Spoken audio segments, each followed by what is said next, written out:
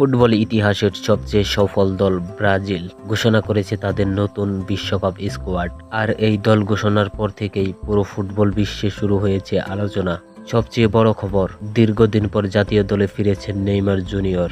ইনজুরির কারণে অনেকদিন মাঠের বাইরে ছিলেন তিনি, কিন্তু নতুন কোচ কার্লো আনচেত্রি আবারও ভরসা রেখেছেন এই ব্রাজিলিয়ান সুপারস্টারের উপর। নেইমার ফিরেছে, ভিনিসিয়াস আগুন ফর্মে, আর নতুন কোচ আনচেত্রির অধীনে ঘোষণা হলো ভয়ঙ্কর ব্রাজিল দল।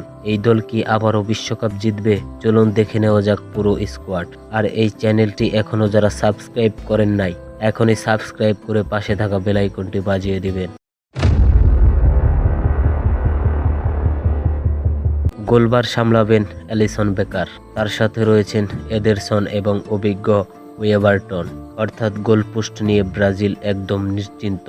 রক্ষণভাগে রয়েছে মার্কুইনহুস, ব্রেমার, গ্রাভিয়েল, মাগালহায়েস, দানিলো, অ্যালেক্সান্দ্রো, এদের মতো শক্তিশালী ডিফেন্ডার।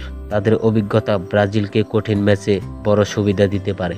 মিডফিল্ডে ফিরেছেন ক্যাসিমেরো, 2 বছর পর আবারও জাতীয় দলে সুযোগ পেয়েছেন এই অভিজ্ঞ তারকা। তার সাথে রয়েছেন ব্রুনো গিমারায়েস, ফাবিনিও এবং লুকাস পাকেতা, যারা এই ম্যাচ নিয়ন্ত্রণ করতে পারে খুব সহজেই। আর ব্রাজিলের সবচেয়ে ভয়ঙ্কর দিক হলো তাদের আক্রমণ ভাগ। নেইমার জুনিয়র, ভিনিসিয়াস জুনিয়র বর্তমানে বিশ্বের অন্যতম সেরা উইঙ্গার। রাফিনহিয়া দুর্দান্ত গতির জন্য পরিচিত।